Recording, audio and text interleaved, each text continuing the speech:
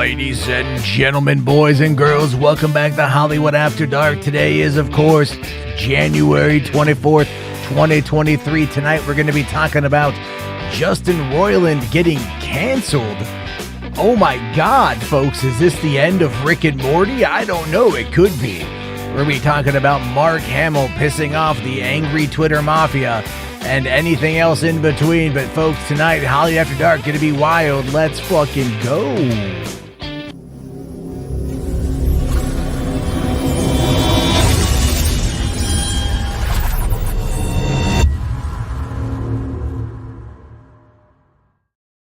Hey, what's going on, everybody? How you guys doing? Welcome to the party. Welcome to the show. It is another day. It is another night. It is another episode of Hollywood After Dark. And today has been a very interesting day. See, one of the things I left out of the opening there, the cold open, if you will, was I didn't talk about the Oscars.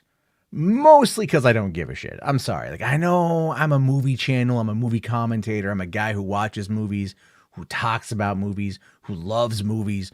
I could care less about the Oscars. I really could. It's just like, it's a bunch of glad handing. It's a bunch of money being like pumped into like the local LA marketing scene as a way to try to like get voters to vote for your movie. Why? Hoping that the general audience is going to see them.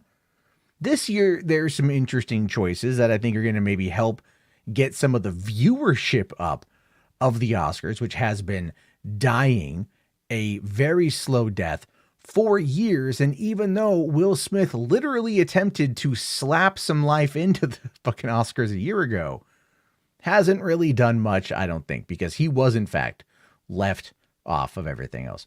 And so we are going to be talking about all of that tonight. It's going to be another wild day. Let's take a quick look here. We got a couple supers right off the bat here. H Barts for 5. Yeah.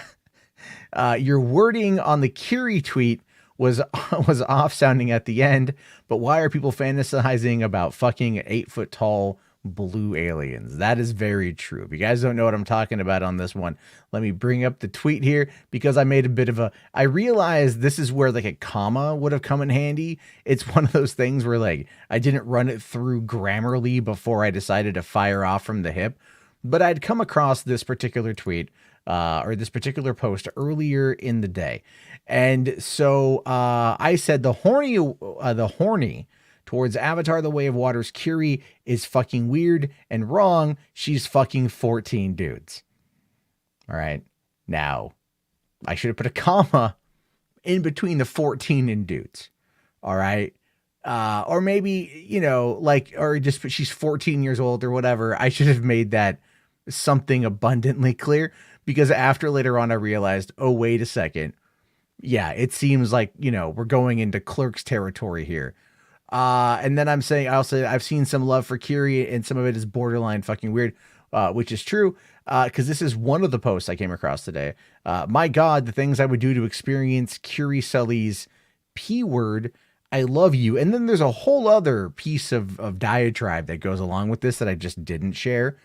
But like, I've seen a lot of weird ass love for the I've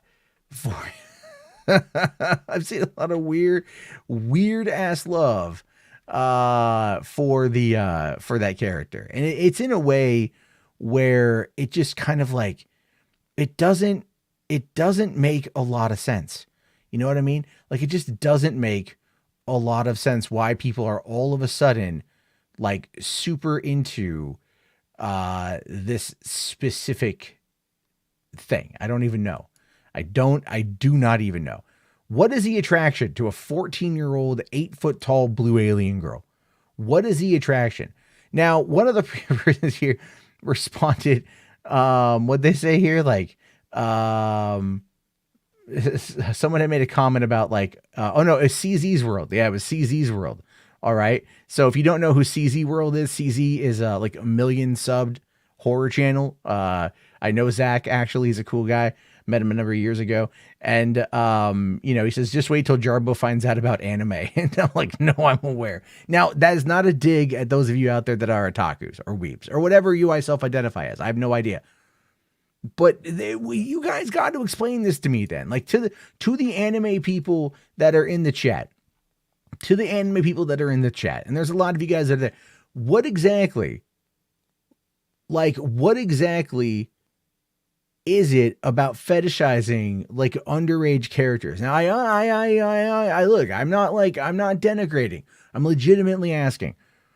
Because I understand there's like the argument that people make of they're not real. It is a fictitious invention. It is something that stemmed from the imagination. It is not anything that can be realized or hurt or whatever. All right. So it's like there's certain things there, you know. It's a very tough conversation to have because people immediately run to like, you know, very dark places as a result of that. Because our society is inherently broken. Our society is very fucked up. Let's be fair. Our society is 100% broken. We're just broken people. All right. But ultimately, it's like you look at like Lolly and Shota. Like people get off on that stuff, and I don't understand it. Now, Ryan here says, I guess because the age of consent in Japan is different compared to here in the States. That is true. But even in Japan, they have been kind of trying to crack down on that, haven't they? Like, haven't they made like images of CP? Isn't that now considered no in Japan?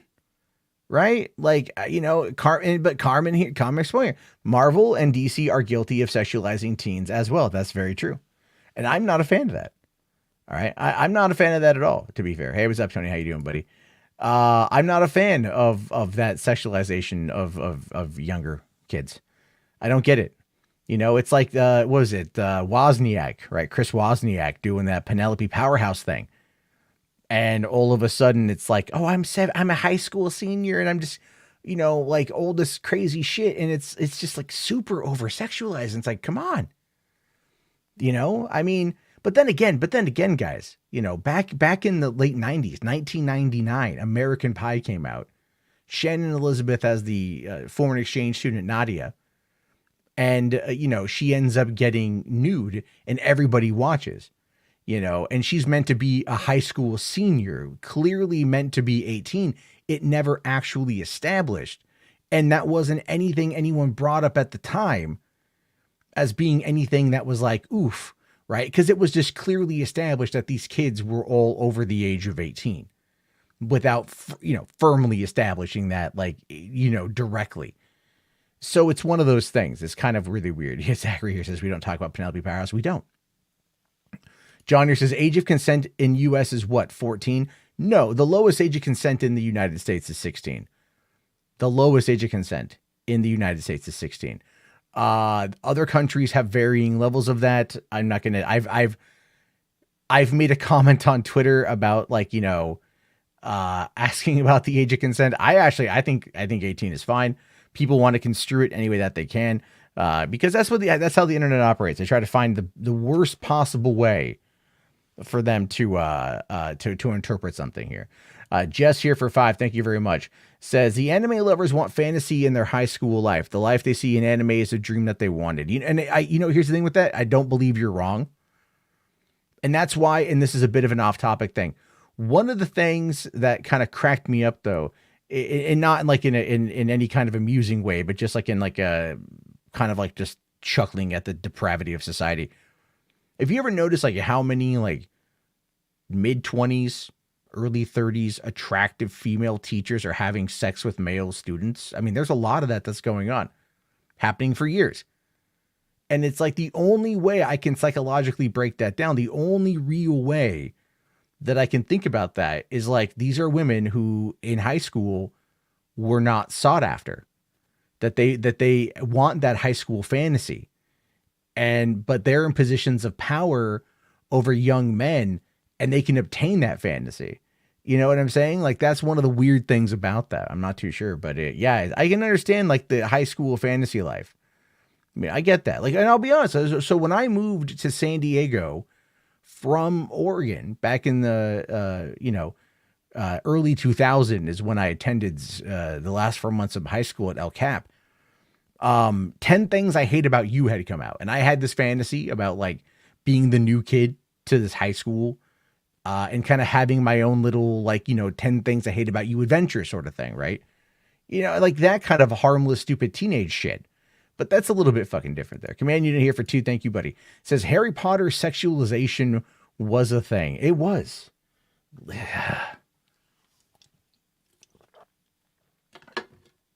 It really, really was, guys. It really was. It was crazy. It was crazy there. Did you leave one rational? Let me see here. Make sure I got that. It might have been the second one up there. Yeah. Right. Sorry. Going to the Oscar conversation because he's keeping us on point here. Rational here says Oscars scrapped the fan award due to Snyder fans. I can't find any information on that. So if you got something, let me know. Let's see here. Oscars, fan favorite 2023. Maybe there's something up there. You can go to oscarfanfavorite.com and you actually get a privacy warning. Check this out. I'm not even making this up. Totally check this out. You can go right now, head on over. This is oscarfanfavorite.com. This was the website. Oscar's fan favorite. I think this was a website, you know. Let me take a look here at the Wayback Machine. All right. See what that has to say, if that was actually it. They might have canceled it because, I mean, it's like, if, you know, let's see here. OscarsFanFavorite.com 2022. All right, let's bring this up here. This was, I believe, the actual website. Yeah, there's 225 captures, which means people were absolutely trying to capture it at some point. If I could find a copy of it that works.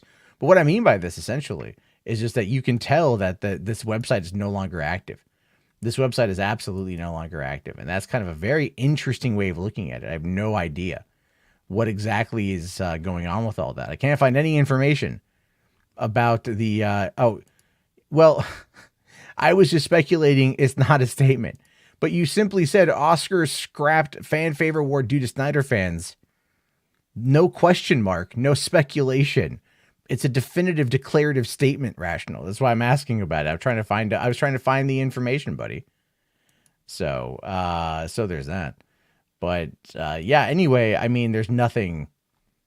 There's like nothing there anymore. The website's been scrubbed. I can't even the Wayback Machine is not showing me anything right now. I'm waiting for that to archive. So when that pops up, I'll bring it up. But in the meantime, yeah, no, they're not doing it. Clearly, they're not doing it this year. And one of the reasons why they're not doing it is probably because of the fact that it felt manipulated. Now, look, here's the thing. And I know that so many of the Snyder fans, right? Like, you know, I know that so many of the Snyder fans pushed for that thing to be a reality. And it did. It won. Zach won 2 honorary Oscars, these fan favorite moments. They for the last year, we've been trying to argue with them, let them know it's not real. That it's not legitimate. It's an award. It's a certificate. They printed it out. They mailed it to Zach. You get it? It's not working for me. Yeah, it's not working for me at all. For some reason, it's just telling me I can't get into it at all. I don't know why. All right. You cannot visit Oscar fan favorite right now because the website uses HSTS.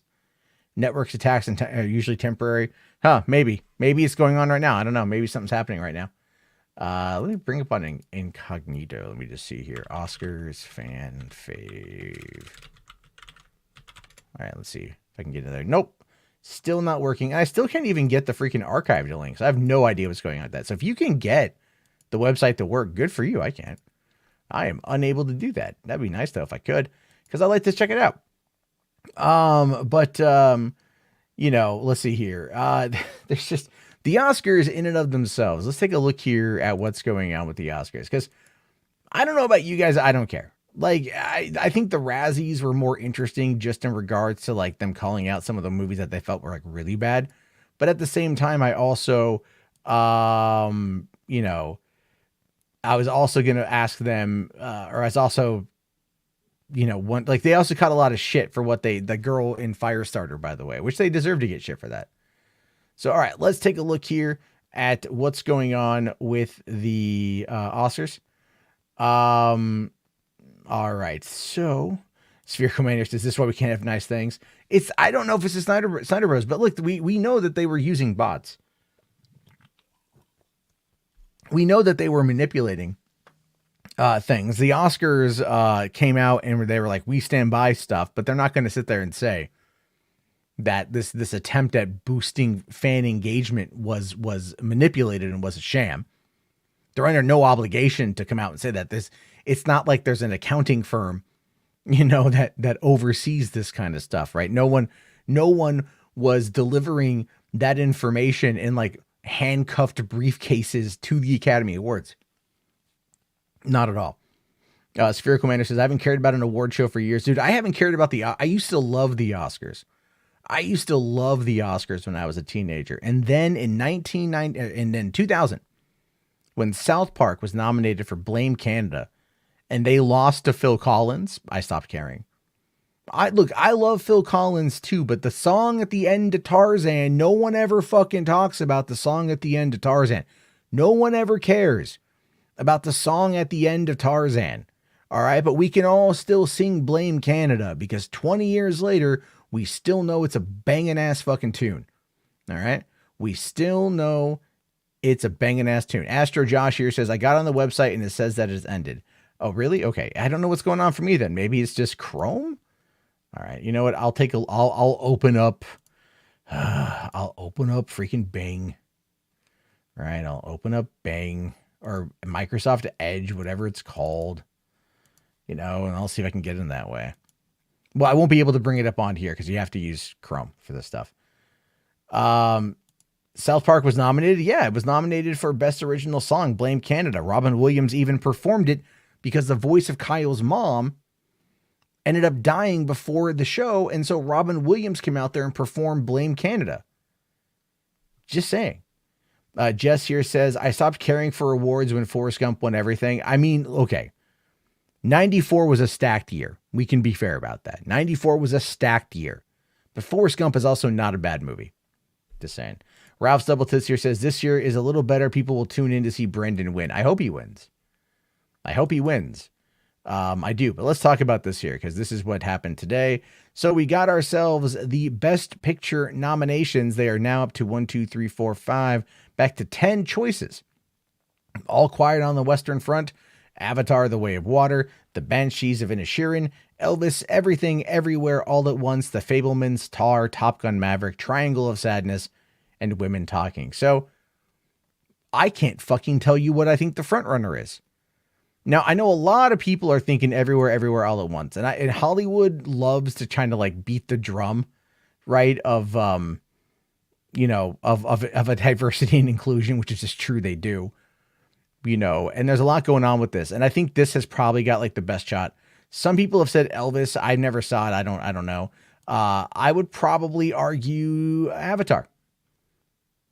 Just in regards to everything, from technical to everything. I think Avatar and how much money it brought back to the box office, like literally in the year, like I feel Avatar is probably, would be my pick. I mean that, like, I do mean that, like literally. And it's not just like the quality of the product. It's everything that it encompasses. But look, that's not how the Academy operates. And I'm not going to sit there and get my heart all, all upset if it doesn't happen. All right. Now, Top Gun Maverick is definitely one that's going to try to get people to check it out. That is a choice that they put in there specifically to try to get people to check it out. All right. So that, Jerry here says, Matt, the late great Mary Kay Bergman will be happy if it will win for Blame Canada. Damn straight. Satish here says it's Banshee. Avatar is not a front runner. I know it's not a front runner. I'm saying for me personally, I haven't seen the Banshees of Inisherin, but I think it's got a lot going on in regards to the acting. But I really think that Brendan Fraser is going to win. It's just, I think there's that. So let's take a look here at Best Director. Martin McDonagh for Banshees of Inisherin, Dan Kwan and Daniel Scheinert for Everything Everywhere All at Once, Spielberg for The Fabelmans, Todd Field for Tar, and Ruben Austin for Triangle of Sadness. So, I mean, obviously, Martin McDonagh and these are the three that are the top runners right here. Martin McDonagh, I think he won before, right? Or he was close with 3 billboards outside Ebbings, Missouri, which is fucking fantastic. You know, and I hear a lot of the good things about the Banshees of Inisherin. You know, but I think it's like, I don't think Spielberg is going to get it for The Fabelmans. I just don't. But I think he's up there. You got Best Actress, Kate Blanchett for Tar, Ana de Armas for Blonde. I mean, that is wild. Andrea Riseborough for To Leslie, Michelle Williams for The Fabelmans, Michelle Yeoh for Everything Everywhere All at Once. I mean, obviously Michelle Yeoh is going to be the front runner for a lot of people, I think. I think she's going to be a big one that a lot of people are going to be pushing for. But I think it's going to run in between. Kate Blanchett is probably the front runner. And Ana de Armas is just one of those ones. I think that's like a shock choice, to be fair. It's like, why are we doing Ana de Armas? What's going on? I don't even know. Shogun here says for 5, thank you. It'd be funny if Maverick got Best Pick just to boost the ratings for the Oscars. That would be the choice I make, right? That would be the choice that I make. So, you know, there's that. But Kate Blanchett's probably going to get it. Satish here says, hold on. First Avatar lost to Hurt Locker, which is so funny that James Cameron lost to his ex-wife. And again, like, no one ever talks about the Hurt Locker. No one ever talks about, you know, Zero Dark 30. Or what was the other one? Was it Detroit that she did? That was the one that she did also, was Detroit. Right? That, again, no one talks about that. But for those of you who are fans of Podio commentary, the James Cameron written, Catherine Bigelow directed Strange Days is going to be the episode we talk about on March 1st, or the first week of March. So look forward to that. That's going to be coming up there. I liked Hurt. I'll tell you this, Hurt Locker. What bugged me about Hurt Locker, I think it's a well-made movie. I think Jeremy Renner, Anthony Mackie, they all did great jobs. Guy Pearce, you know, David Morris, all those guys did great jobs. But my buddy was EOD in the Army at the time when that movie came out. And that movie was being heralded as being ultra realistic. Like, people were like, oh, Mark Bull wrote the script. Ultra realistic movie. And like, no, fucking an EOD, they're not going to have a 3-man EOD team go out there and do the things that this team did on their own. Like, it doesn't work that way. It was such a weird thing how Hollywood was just like ball gargling fucking Mark Bull for like how he wrote this ultra realistic script. And I'm watching, and the movie was good, and I'm watching it, and I'm just like, this isn't how the military operates. You know, let's see here.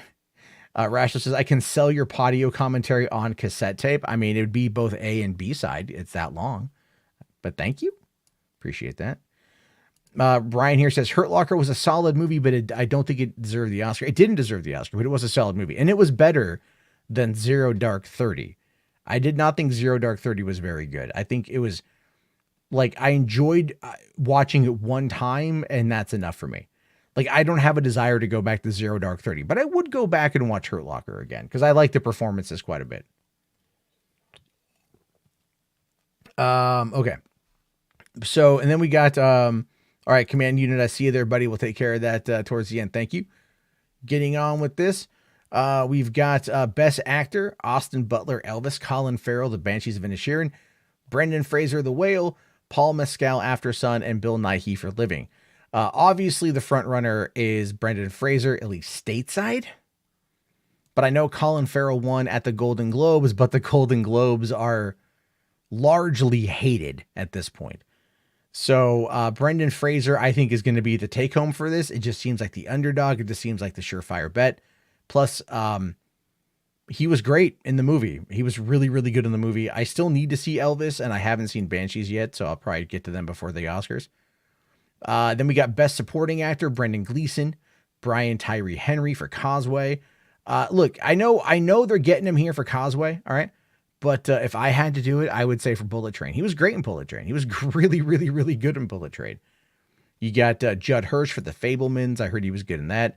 Barry Keoghan for The Banshees of Inisherin. Again, this one has got a lot going for it. It's got a lot of noms.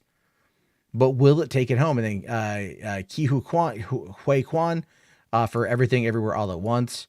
is definitely, you know, I mean, I think this is the one a lot of people are going to go for again. This is the underdog, and a lot of people just want to see him. So I think it'll be interesting to see what happens with all of that stuff, right? So and again, I'm just talking out my ass for most of this shit. Like it is what it is. So what we got here, this is where it's gonna get crazy, okay? So we got Best Supporting Actress, Angela Bassett, Black Panther: Wakanda Forever, and she was good. She was really good in that movie. But I would have put her this is gonna sound cray cray. I would have put her for Best Actress, not Best Supporting, because it was really a mixed bag between her and Shuri the whole movie. And I think Angela Bassett was the stronger lead in that movie. And I think they should have pushed her for Best Actress versus Best Supporting, because Carrie Condon has been doing really well for Banshees. Stephanie Sue for Everything Everywhere has been getting a lot of love. Jamie Lee Curtis for Everything Everywhere has been getting a lot of love. But Hong Chow in The Whale, that's the fucking performance, man. Now granted, I haven't seen Banshees. I haven't seen Everything Everywhere yet, right? But Hong Chow was really, really good in The Whale. Like, I'm surprised they didn't give it to Sadie Sink, to be honest with you, because Sadie Sink at the end of The Whale was just fantastic. But Hong Chow all the way through was just like, she was really the character I feel that the audience could relate to as just being like stuck. But when you understand her backstory as to why she's in that position, it was just really, really, really well done. And I would argue that that's the one I would really go for there. Now, Simon here asks for 10. Thank you so much, buddy. Do you think the reason why The Whale wasn't nominated for Best Picture was because there was already an Oscar nom for a movie where the opening sees our lead having a a 5-knuckle shuffle?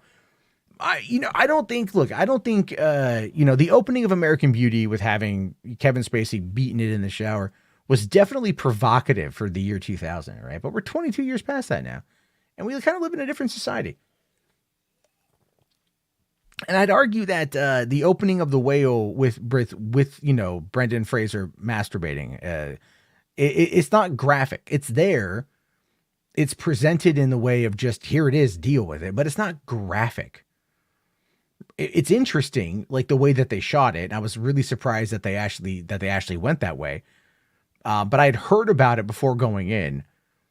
And so I was like, all right, like whatever. Like, it's just, lonely dude sitting on his couch beating his meat. Like, you don't see it. It's implied really heavily. You see some stuff, but you don't see it specifically.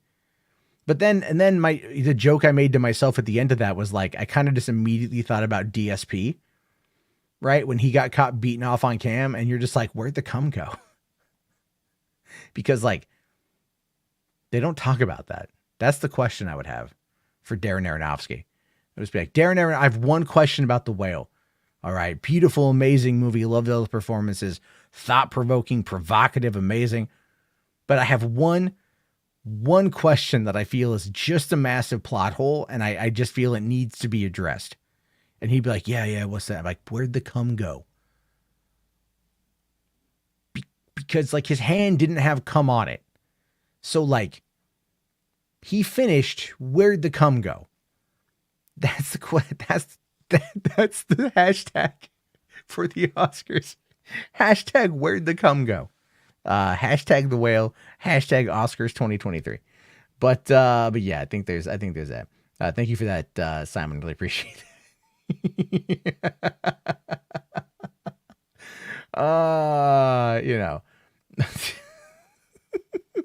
HWAD's really quickly asking, how far am I into that 90s show? 2 episodes in. I'm 2 episodes in, laughing my ass off, by the way. So really, really, really enjoy that show. Yes, Roman, I would ask the question. Where'd the cum go?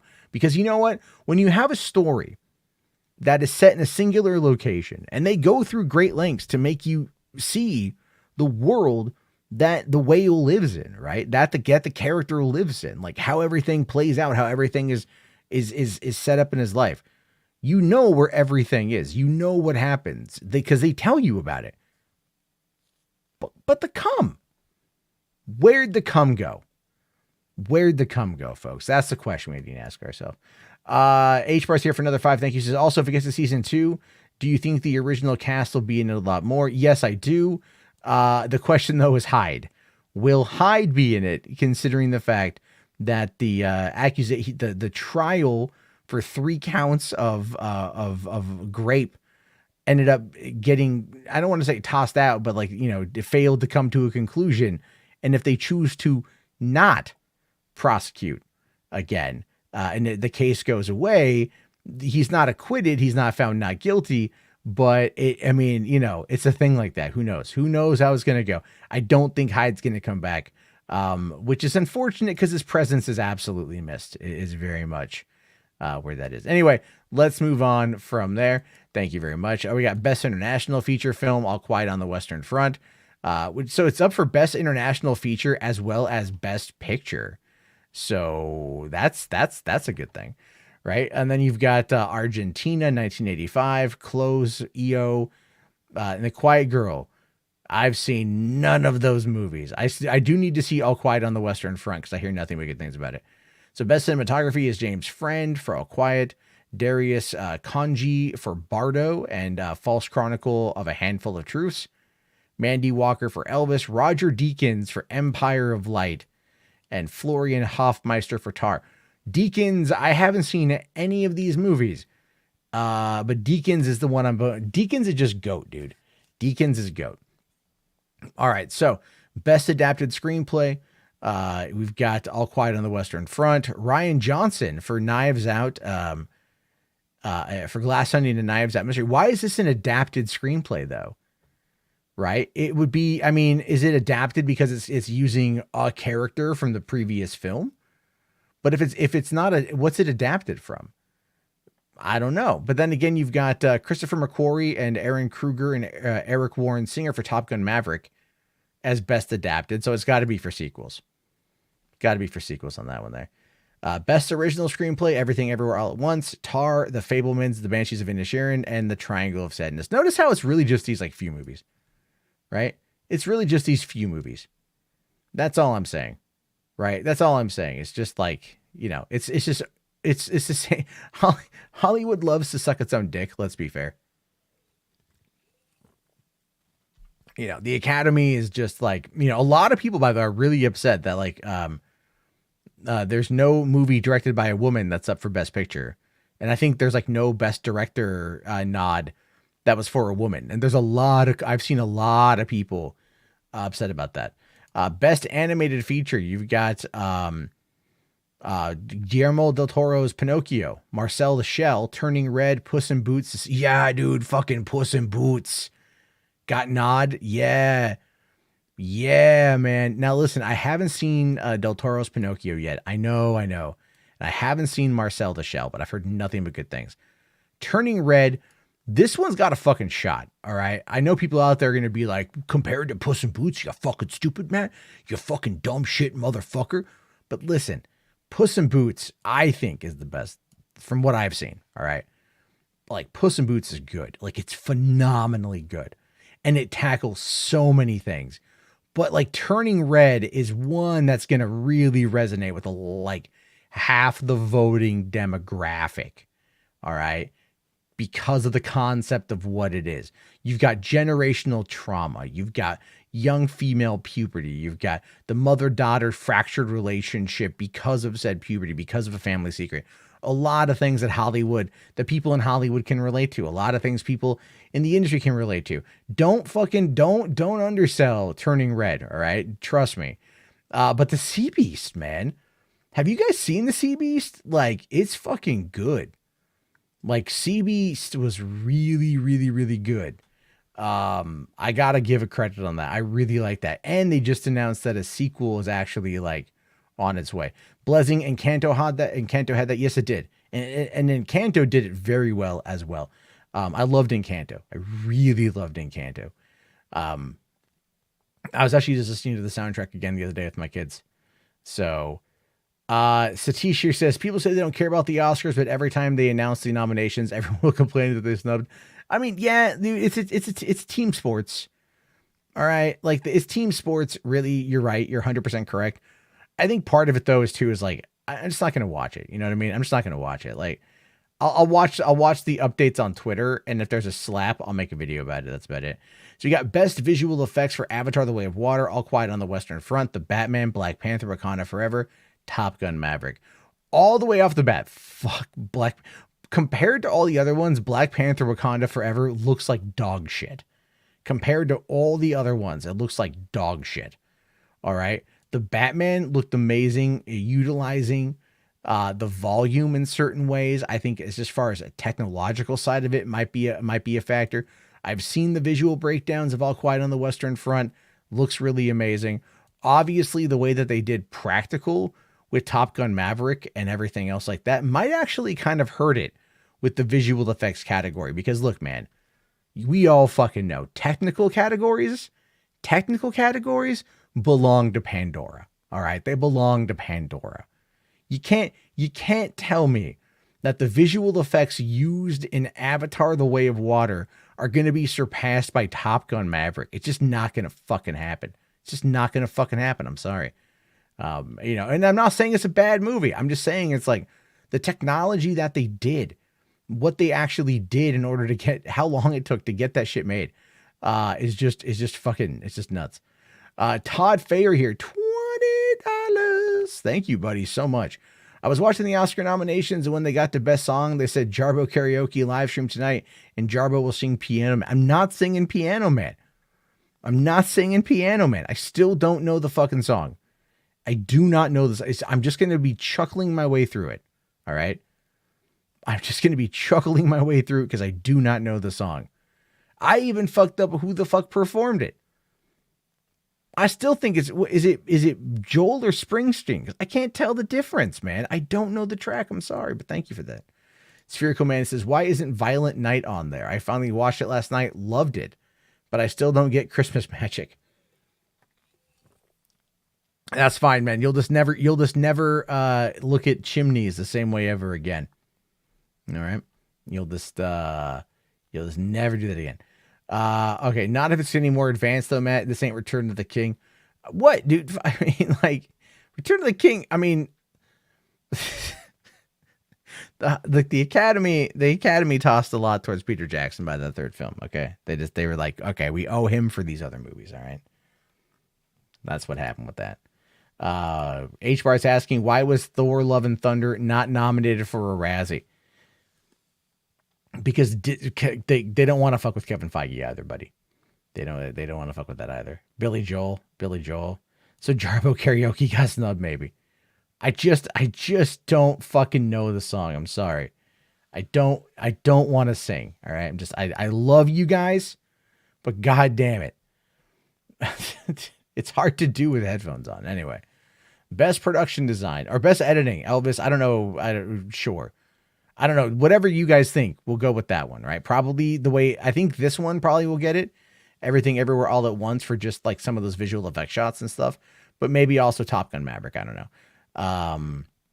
You got best production design, Avatar: The Way of Water, All Quiet on the Western Front, Babylon, Elvis and the Fabelmans. I mean, like, yeah, probably not Avatar. I'm gonna, dude, fucking like, I feel like these three could be it. Like All Quiet, Babylon. I think Babylon's got a shot based upon what I've seen. Elvis has got a shot. People like fucking period pieces and shit. Anyway, best makeup and hairstyling, Elvis, the Batman and Black Panther? No. Are you fucking kidding me? The Whale is going to win. The Whale is going to win for that 300-pound fat suit Brendan Fraser spent 4 hours a day getting in and out of. That motherfucker was sweaty, and it looked real. Like, he sweats a lot for living in Idaho, you know? So there's that. Best costume design, you got Elvis, Black Panther, Everything Everywhere, Babylon, Mrs. Harris Goes to Paris. Let's go with either Elvis or Babylon is going to be what I think is going to happen on that one. That's just what I'm saying on that one. So Okay, command unit. I'll get to that one when it's over, just because it's way off topic. So that John says you're not required to know the song. I think I should know the song. I think I should know the song a little bit there. But we got 103 people watching right now, guys. Tickle the like. Just tickle it a little bit. Just say hello. Kiss it. It'll be your best friend. All right.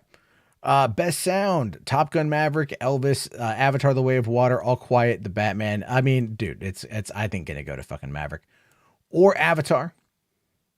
Those are the top two I think is gonna happen. Best documentary feature: Fuck If I Know, Fuck If I Care. They've went on Navalny. That should be interesting. Alexei Navalny. That's I actually want to watch that one. Best document. I don't care about the shorts. I'm sorry. I've not seen none of these. Although My Year of Dicks is a short. Okay.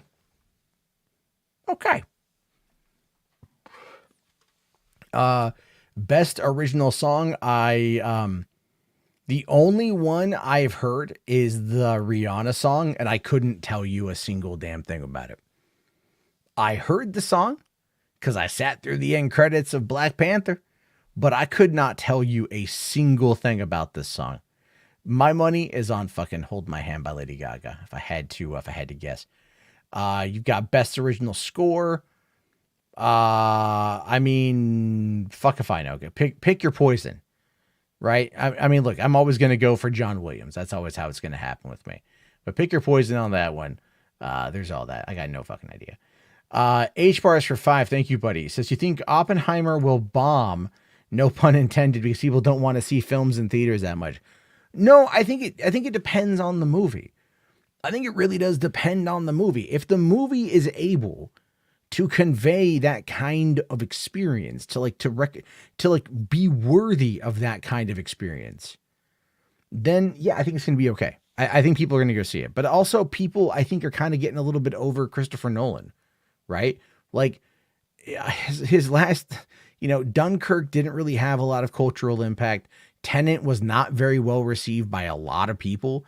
And this one is it's a smaller movie, and it's going to be heavily reliant on the characters that the actors are portraying, like their performances. And then also, like, hey man, you're going to recreate an atomic bomb. Woohoo and shit. So we'll have to wait and see. We'll have to wait and see on this one though. But command unit here for 5. Thank you. Says Europe has been flooded by weapons from Afghanistan and Ukraine. Javelins and Stingers worry me. And now it's being flooded by drugs from Latin America. Don't know what that has to do with what the hell we're talking about. But okay. I don't know. I don't have an answer for that one. I'm sorry, buddy. I wish I did. Guns and drugs are bad. Okay. I mean, they are. I mean, I like guns and, certain drugs. Shiftyism here says Rihanna song goes like this. This is Wakanda forever, ever, ever, a. Yeah, it kind of is. Yeah. Yeah. It's very true. Let's see. Nolan will say, I knew I should have really nuked Japan. Could you imagine if Nolan's like, all right, we're actually going for realism. We're going to Nagasaki and we're going to detonate an actual 2 megaton atomic bomb over the city. It's going to be fantastic, guys. It's going to be fucking great. So there we go. Ryan here, thank you very much, buddy. Says, I'd like to show you one of the nominated animated shorts, Ice Merchants. It's 14 minutes long. 3 to 5 are available. I don't think I'm going to, if tonight may be a little bit tough for 14 minutes, only because I didn't get my nap today, so I'm a little tired. And my daughter isn't feeling very well. And so I don't know if I'm going to end up, having to go and be with her. So that's the other thing with that. Oh, by the way, real quick side note, you know how last night I mentioned my nemesis at the library? Oh, I pissed all over that. I don't want to say I was petty, because I wasn't petty, but I made sure to let that motherfucker know what was what. All right. Very, very, so this morning I get to the library way early as per usual. And I go and I wait out front of the door for 10 minutes before they open. And this dude walks up and he sees me And I don't say nothing to him. I don't acknowledge him, whatever. But like, I wait, the door opens. I'm the first one in. I walk right in. I take that fucking seat. And I'm going to do it again tomorrow. And I'm going to do it again the next day because I want this motherfucker to know that's my seat. Now, that's going to change in 2 weeks because the library has now decided that they're going to push back, delay their opening by a fucking hour. So I dropped my kids off at 8:15 in the morning. I got until 11:15 before I go back and pick them up. So I got 3 hours to kill. I'm not going to sit in my car until 10 a.m. to only go into the library for an hour and 15 minutes. You know, so now I got to find an alternative. And that part sucks. So there's that. That's the update on that one there.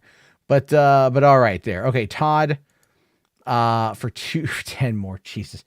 Can you sing the Love Ballad by Celine Dion from Titanic? I tell you what I'll do. I will. I don't know it very well. I know the chorus a little bit. All right, we'll find a karaoke of the chorus or of it, and I'll do up to the chorus. I'm not doing the whole fucking song. I don't like the karaoke stuff. Just gets so annoying. Here's why it's annoying. It's not that I don't want to do it. I love to sing. I can sometimes do it okay. A lot of it has to do with the fact that like I have the way StreamYard operates is that like I'm listening to it and I'm talking, and so like it mutes the audio like as I'm singing. So it's like I don't hear it one to one. So it throws me off, and then I sound terrible in my own head. So that's why I lose it and I start chuckling because I just kind of fucking lose it and shit. That's just the problem. So we'll see. We'll see. Zachary here says, so you said there are no women directors nominated at the Oscars and they say Hollywood is woke. Oh yeah, no. I mean, again, woke is performative. It really is. Like, woke is performative. A lot of the shit is performative. When we start talking about the Justin Roiland situation, which we'll get to here in a second, that's obviously something that a lot of people, like, it's a lot of people responding to it. It's performative. Because here's the thing, is that, like, a few weeks ago, like 2 weeks ago when the story broke, no one said a fucking thing. And even people today aren't really saying a thing about it. It's really, really, really interesting about that. Shogun here, thank you for 5, says, I'm still wondering what's in Oppenheimer to deserve it being a big movie, a TV docuseries, but sure. Well, okay, so with Oppenheimer, it's Nolan. It's fictional, or it's a true story, and it's an atomic bomb, right? It's an atomic bomb. It's a story of how the atomic bomb was made, which means you're going to go for the spectacle. You're going to go to watch an atomic bomb detonate in the Nevada desert. And then leading up to the bombing of Hiroshima and Nagasaki, they're not actually, I mean, look, I do not believe that they will show the bombing of Hiroshima and Nagasaki. It will be alluded to. Oppenheimer will definitely have like whatever, when he says like, I have become death, destroyer of worlds, like that stuff is there. Like he'll say all those things and he'll probably feel bad about, all the death that like he created by working on this project. But they're not going to end up like showing it because that would just be really fucking insensitive, right? Like really, really, really insensitive. Thank you very much, Command Unit, for 5, saying weapons are being traded for drugs. It's something I wanted to post last episode to the Vietnam, Mexico debate. Oh, okay. Sorry. You got to lead with that. I kind of forget that, stuff.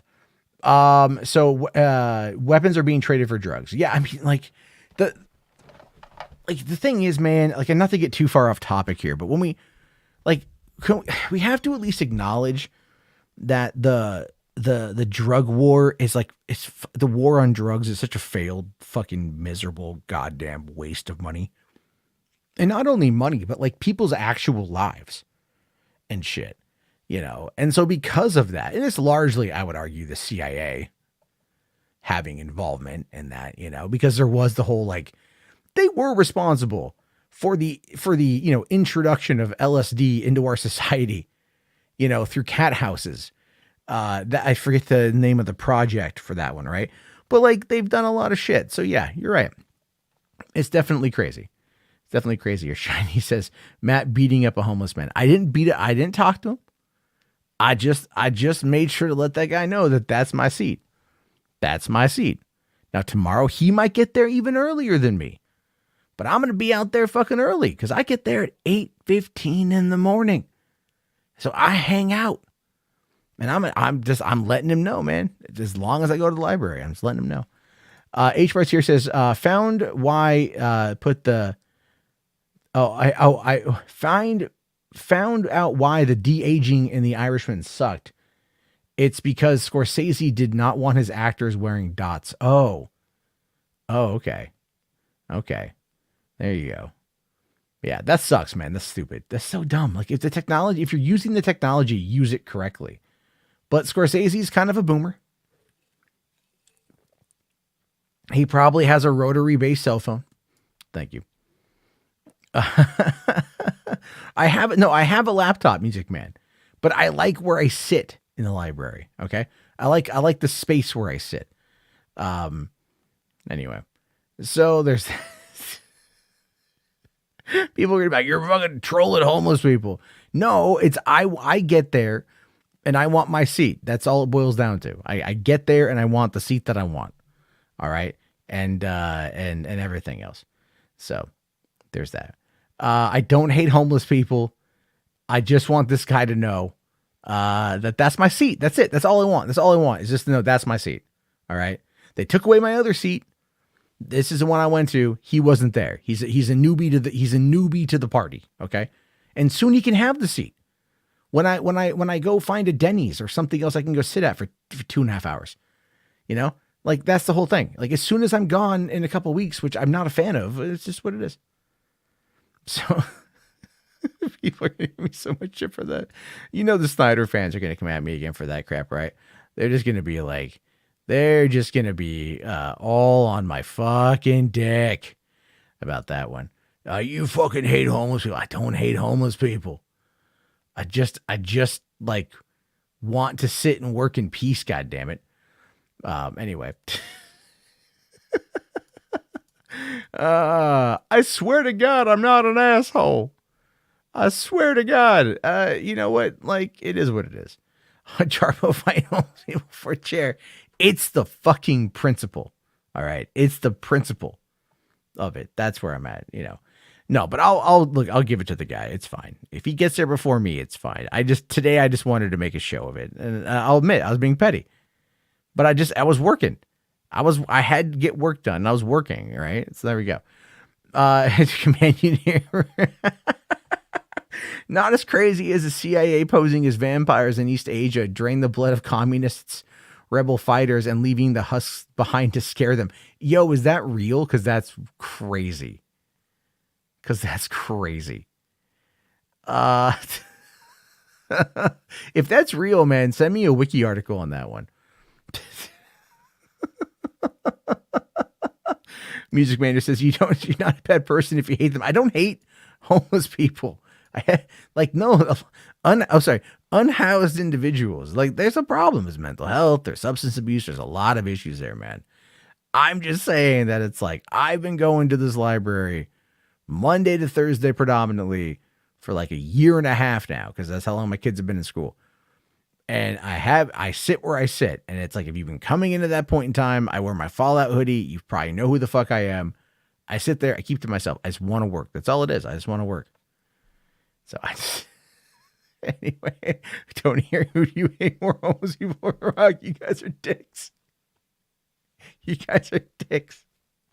You guys are fucking assholes.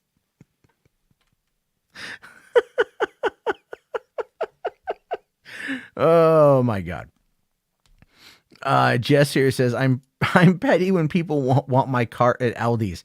I mean, I think we're all petty at some point in time. You know what I mean? I don't fucking hate the guy. I'll bring him a burrito, you know? Like, I'll bribe him. Like, hey, I'll get you a burrito once a week. This is my goddamn seat, though. I don't know. Again, like I said, I'll be out of there. I'll be out of there soon. Once I go to the next place. I don't know. I have to do some exploratory searching. Each words. This guy was minding his business and Jarbo walks up and flips him out of the chair and beats him with an inch of his life. It's not like that, you guys, you fucking assholes. It's not like that. It's not like that. All right. Command Unit here says they declassified it. It was wild in the 60s and 70s. All right. That's fucking weird shit, dude. Okay. I don't know what the fuck that one is, but if it's, I don't think I'll watch that one on stream, but I'll definitely watch it because that's just wild as shit. So I want to see what they do with all that stuff. But all right, there. Let's talk about the elephant in the room tonight. It's been a weird day for some people out there. We've got to talk about the cancellation, folks, of one Justin Roiland. Rick and Morty to be recast after Adult Swim fires Justin Roiland. And I think we were all kind of waiting on this one, right? I think we were all kind of like waiting on there to be ramifications based upon the accusations that came out 12 days ago. But here's the thing with this. Like I said just a few minutes back, no one was talking about this really. Like celebrities weren't saying anything. There were people on social media that were like sharing, DMs and whatever. And the DMs, if you look at the things that Justin Roiland was saying in DMs, like they're not great. But it's like he's saying them like almost in character of like Rick or in character of Morty. And at one point he goes like, I'm Atlanta drunk. And you're like, you can hear it in like Rick's voice. And I'm just like, I think he's got substance abuse problems, if I'm being honest with you. Like, it doesn't negate the accusation. I don't even know if it's true. We have no idea what's going to happen when he goes to court in a couple months. But it's interesting to see what exactly is going to be going on. John here saying, how can you remove a co-creator? Contracts have like stipulations in them, right?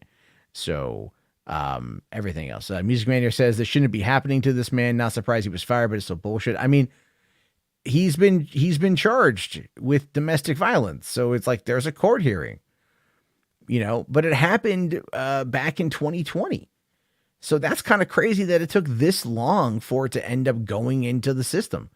And nobody knew about it until NBC News got their hands on the freaking court documents a couple weeks ago.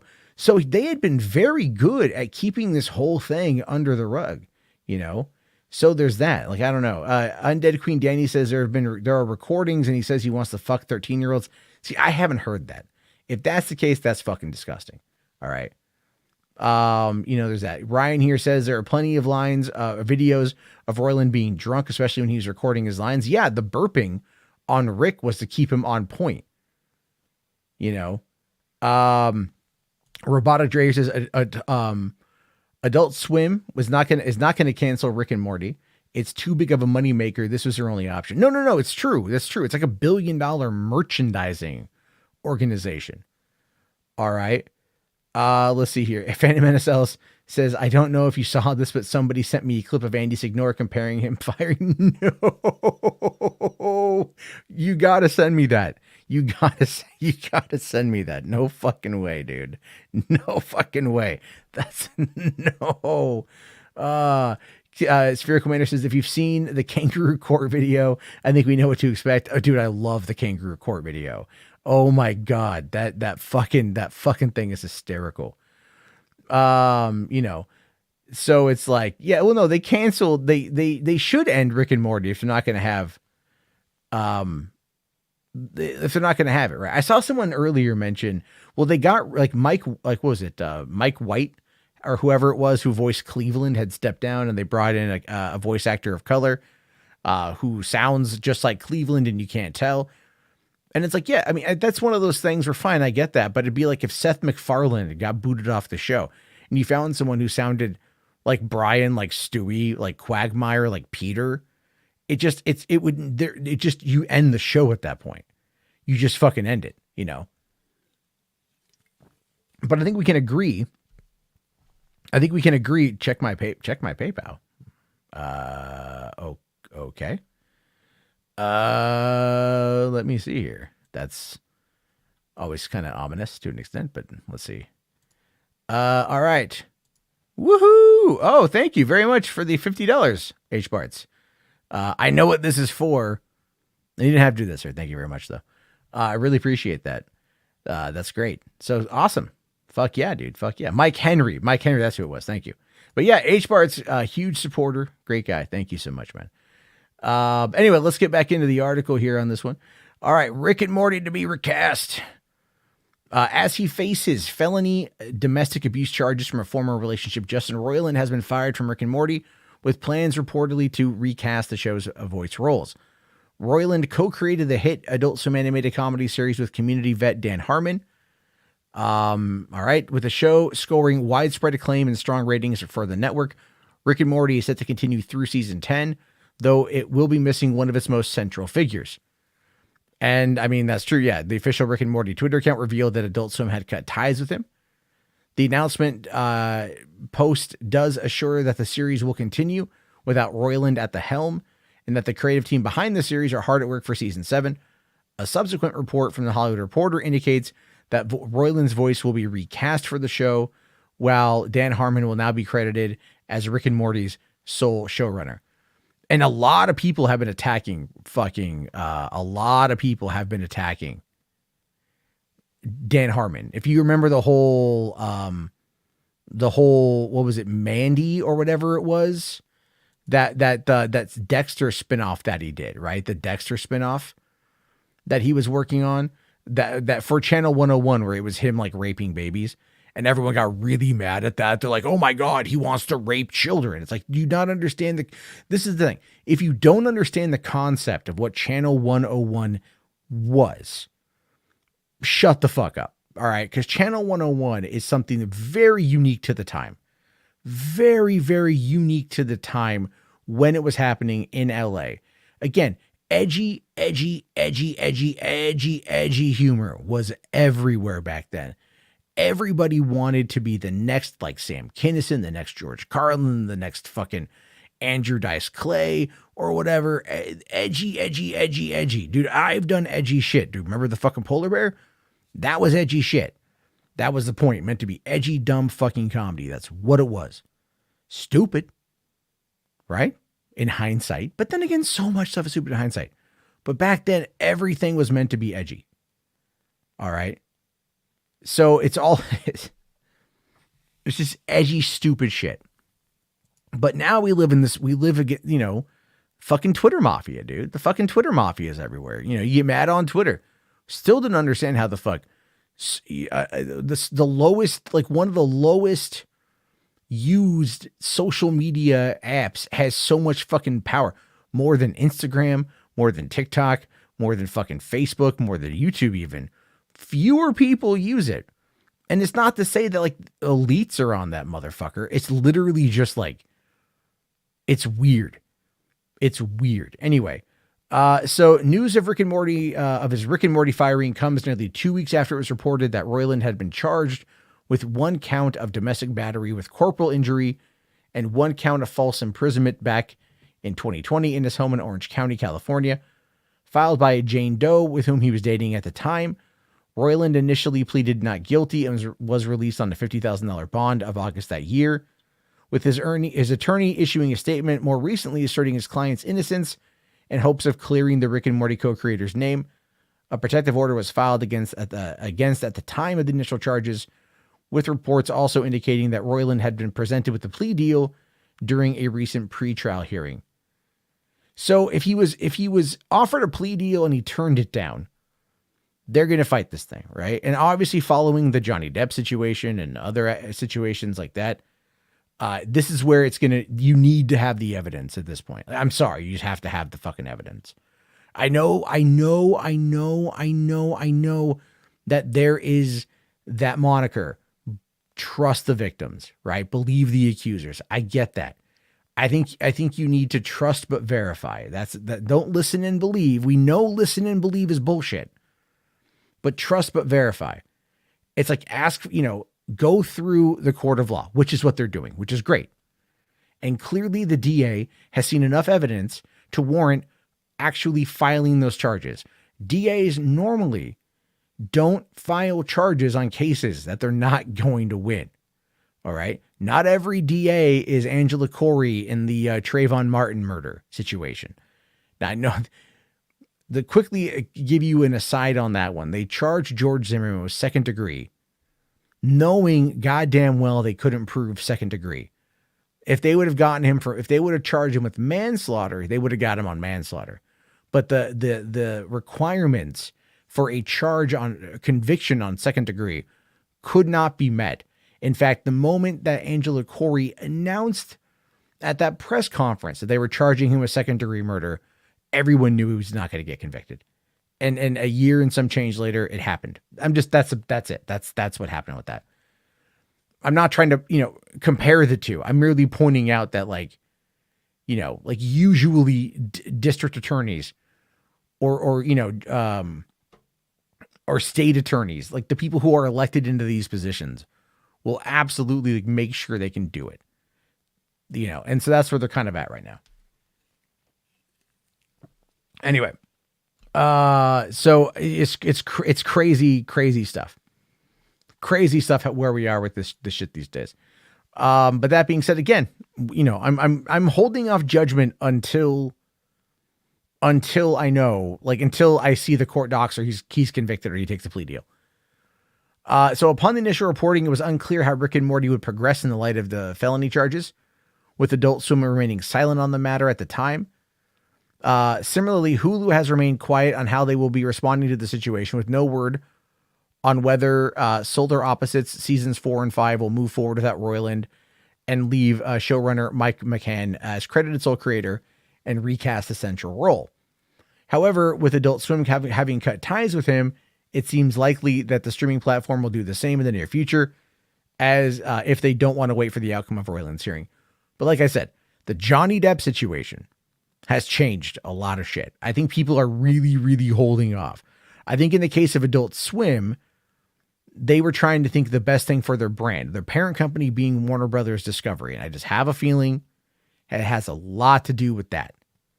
They don't want to fuck with Rick and Morty because it makes a lot of goddamn money, which is why they're not canceling the show. They did contract them for 70 episodes, right? So up to season 10. We know that.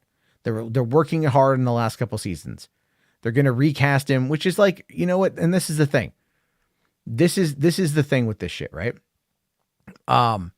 When you've got this situation with Roiland and the popularity of Rick and Morty and the fucking fervent fan base that Rick and Morty has, will the fan base show up for seasons 7, 8, and 9? Will they voice their displeasure? Will they start a boycott? Will they withhold things? And I think a lot of them might. I really do.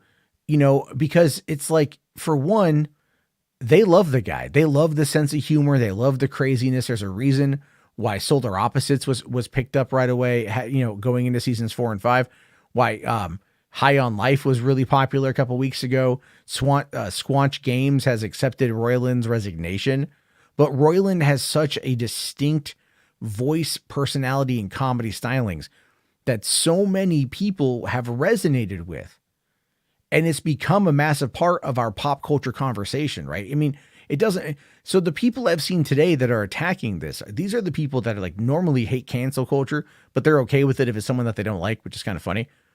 But at the same time, if they don't like the cartoon show, they don't like him. They think it's they don't like Rick and Morty, so they're okay with it. That's a lot of what I've seen. But again, I personally am just waiting for the court trial to happen and to see what happens when they present the evidence and we get more information on that front. I think that's what we have to do.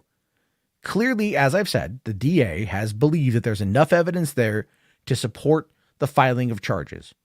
They believe they have a case that they can win. So that tells me that there's probably something there. So let's wait and see where the chips fall, and let's see what happens with this. I think they're trying to push for a plea deal. I do. I think they are very much trying to push for a plea deal. And it's possible that public pressure of Roiland losing Rick and Morty, losing Squanch Games, probably losing Solar Opposites, being cast out, in regards to Hollywood. But then again, Hollywood hasn't said anything. I'm not seeing, huge responses from actors. If it's happened, but I'm not seeing it. And this is something that they normally they normally fucking would be all over. So, it's like, this is the thing, is like, do people want Rick and Morty to be recast? Now, look, it doesn't matter. You can sit there and say that there are people out there that can emulate that really well. All right. And it's true. It's true. I mean, there's a white guy that does Morgan Freeman's voice perfectly to a T. And Morgan, it's like, you wouldn't expect it, but the guy can nail the cadence and the voice and the tone. But, and this is where the big buts come in, the way that Roiland and Dan Harmon have structured Rick and Morty is so heavily based around Roiland's sense of humor. Especially, as Ryan Hartwell pointed out earlier, when you have got videos of Roiland drunk as shit, because he has to be drunk to do both voices. You've got a person with clear substance abuse problems who is like said questionable things and messages that we've seen. And it sounds like he's just relaying the character from the show, the same kind of comedy stylings from the show, and everything else. Like he's trying to be Rick in real life. So my speculation is, if his attorneys feel he doesn't have a case to win, right? If he can't win the case, they'll take the plea deal. Most likely suspended sentence, most likely community service, most likely counseling, a no contact order. Roiland will be gone for a couple of years. He will go seek therapy. He will go get counseling. He will go for substance abuse. He'll maybe go into rehab. He'll come out. He'll do an apology tour. And then he'll go right back to work. Because this guy is worth so much fucking money. So much fucking money. That there's no way he doesn't come back. Literally, there's no way he doesn't come back. Like, it's going to take a little bit of time, but if he wins the case, he'll be back. Because at that point, he's already been proven not guilty in a court of law. Let's not say that he's innocent. He's just proven not guilty. So, you can't get around the recorded pedo comments. I mean, again, I haven't seen those fly around. If he's talking about the jailbait comment and whatnot, like, that sounds like, again, like if you read that, I didn't infer that as if he was trying to like get with that girl, if that's the jailbait stuff. Because some of the other comments, again, it made it seem like he was just like talking like Rick. If that's what you're referring to. But again, people have tried to call me a pedo because I talked about the fucking age of consent in a way that's like, I asked an open-ended question, but because I asked an open-ended question and people wanted to put the onus of pedophilia on me, which is completely fucking wrong, I'm not going to take that, again, as the same way as other people, because I've been in the situation where people have, in fact, trying to do all that. Yeah, Vince, I've seen those points where he was messaging a girl and he called her the F word. Yeah, I know. I'm just saying, like, at this point, I'm waiting to see what the courts say. That's where I'm at with this shit. I haven't watched Rick and Morty in like 3 seasons anyway. So I have no connection to this. I have no love for Roiland. I haven't even watched Solar Opposites. I haven't played High on Life. But I'll tell you this though, this particular situation, all this is going to do right now, Xbox Games Pass, PC Games Pass, High on Life, downloading off the fucking charts. All right. It's downloading off the fucking charts right now. Rick and Morty is it's on HBO Max, being watched. DVDs being purchased right now on Amazon. Merch is going to go through the fucking roof, because every time something like this happens, the merch sales, the DVD sales, everything goes through the fucking roof, because this is the offset to to cancel culture, is if there is some presumption of innocence, especially from a high profile content creator, people, and we already seen the cancellation of shit, the firing of shit. Now we've got the Streisand effect, but for fucking Amazon. So there's that, Ryan here is right. There's no such thing as bad press. Yeah, Funko Pops, Ozymandias. Those are probably going to sell pretty well too. You know, they're probably going to sell pretty well as well. So, you know, Roman here says, not when it's a counter-deceptive. What? People are tired of BS. I don't know what you're talking about there, buddy. I'm just saying, like, look when Gina Carano got fired. Oh, you sent me the audio. I haven't seen the audio, so this is new for me. All right, let's see here. Roiland, okay. Oh, it's on H3. Of course it is. All right. Let me bring this up here. As a race, are we? All right. Oh, it's 2 minutes long. Okay. No, I'll bring it up again. I haven't seen this, so there we go. All right. So I have my point. What about Tim Allen and Pam Anderson? I mean, she says it, he denies it, but then there was a video that just came out that of him flashing somebody. But even Chris Pratt flashed people on the set of fucking Parks and Rec. You know what I mean? Like it's I don't know the whole context, you know, and they joke about the Chris Pratt thing, but he did like flash Amy Poehler.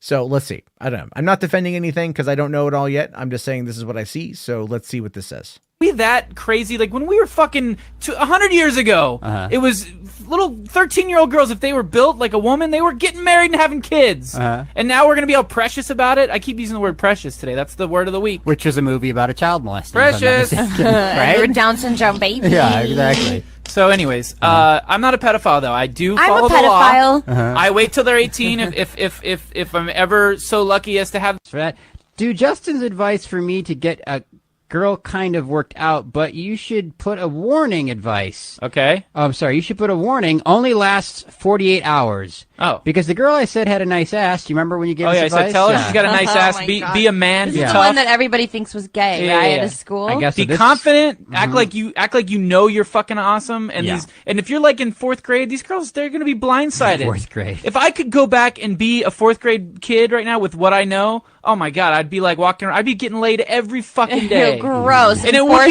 would be legal too because I would be a little kid. And he's been practicing on a 4th grader now, so he knows how to do it. No, she's 22. She does have braces though. I love it. I love the braces. It's hot. Okay. Says anyways. She said she had a nice ass. I'm not a pedophile though. All right. Jesus Christ. Didn't really want. I'm not attracted to fucking little kid bodies. I like fucking women body. Look, I'll say, look, a fucking 14-year-old that looks like she's 18 and like big titties and a nice. Yeah. Like, of course I'm attracted to that. Ooh, yeah. That's why this whole Chris Hansen thing. I'm like.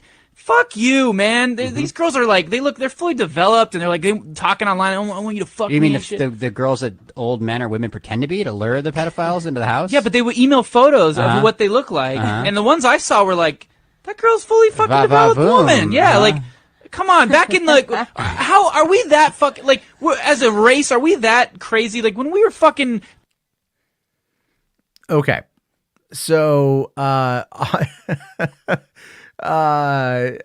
yeah, those comments are going to be definitely used against him. But that being, yeah, it is. John's right. It's shock jock talk, right? It is. It's shock. If you listen to what he says, like, I like bodies of women. Talks about 100 years ago, women being married after the age of 13. It was definitely more than that. But there's a joke even in Seth MacFarlane's A Million Ways to Die in the West when we talk about Charlize Theron, like getting married to Liam Neeson when she was like 11. You know, and then the the response is, well, I didn't want to be a 15-year-old spinster. You know, there's fucking child brides. That's a fucking thing. Still today in parts of the world, child brides, still a thing that happens and shit. Like they're just talking out their fucking ass. I'm sorry. Like none of that shit was just like, no, that shit is just fucking crazy ass. They're running with a gag. They're running with a joke. If you believe that shit, okay. Like what? I got a fucking bridge to nowhere to sell you. Really. I think I personally don't make jokes like that. Me personally, I don't talk like that. But listening to it and they're joking around. They're taking it. They're ramping it up, going from there. That's the joke. All right. That's their edgy humor. That's what they're trying to do. That's where they're pushing the fucking boundaries. All right. My jokes are usually about fucking dicks and cum. That's my joke level. All right. I don't talk about you guys listen to me enough. I don't talk about women. I don't talk about kids. I don't touch that shit. But I'll fucking talk about dicks, cum, fucking sex, fucking skeeting all fucking day. That's my sense of humor. Their sense of humor is clearly that. That's what that shit fucking is. People, again, they're going to fucking frame it in a way that they can. Whatever. Now, if it comes out that like he's done worse, then it's like, all right, come on, fucking Jesus Christ. But at least that particular comment right there, no. It's just stupid. It's not good. I agree with Roboto Dreyer. It's not a good look for him.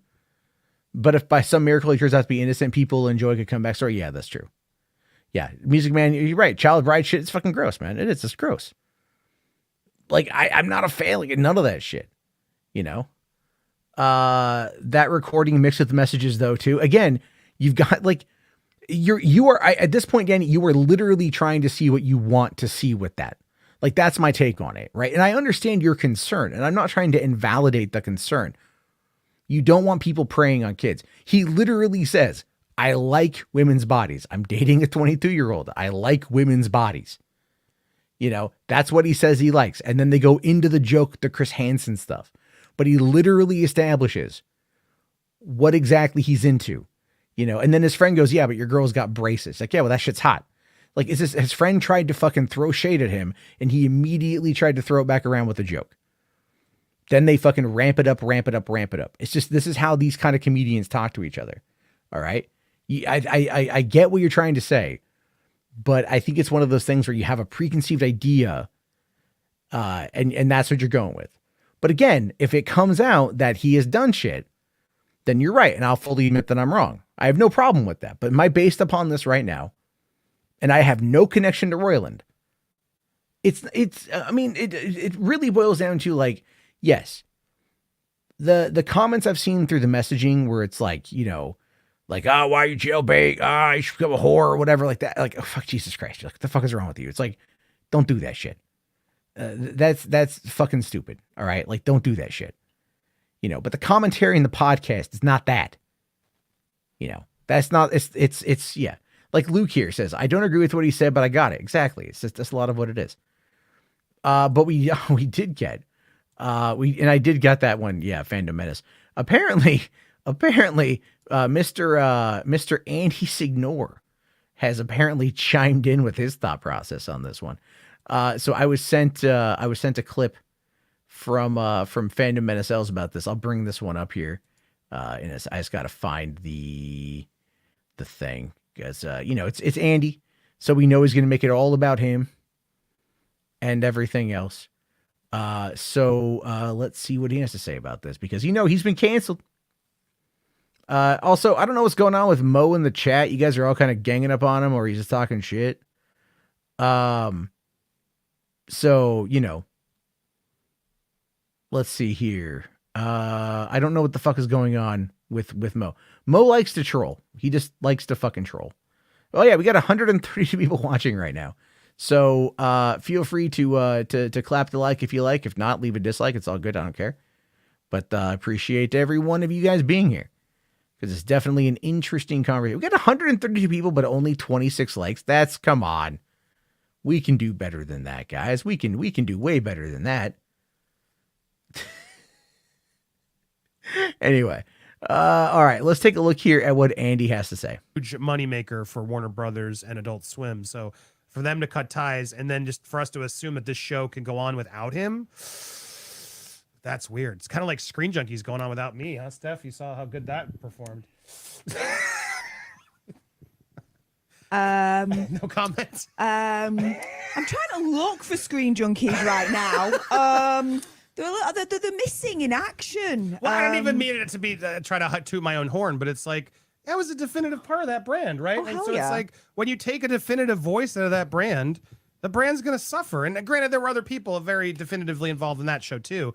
But I look at Dan Hyde, and it's like even bigger of like, how do you take Justin Roiland out of this? It'd be like I'm trying to think of a better example. It's like removing Seinfeld from Seinfeld.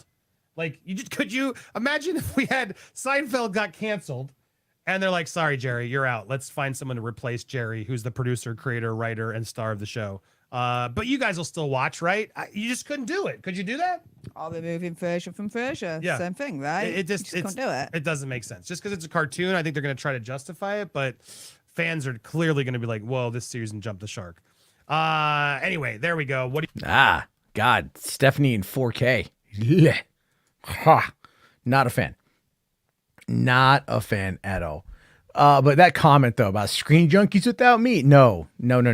Screen Junkies is still around. Not as prominent as they once were, but then again, let's be fair, a lot of that kind of content isn't as prominent as it once was.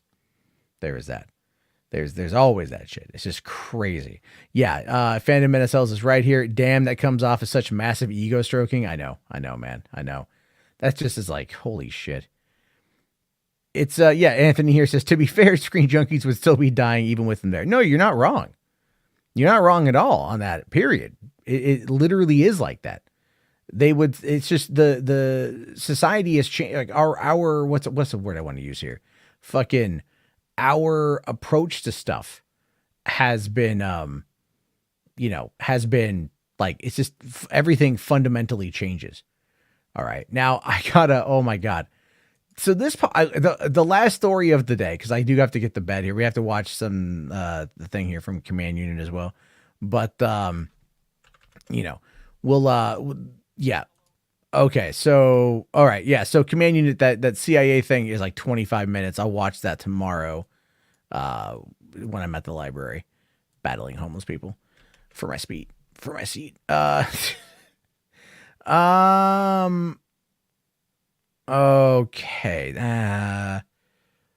All right. I don't know if we're gonna go through the full 7 minutes of that video either. That's a long video, but anyway. So, Mark Hamill has kind of come under fire. If you guys haven't heard about this one yet, Mark Hamill, has liked, a tweet from J.K. Rowling. This is the discourse where we are now, folks.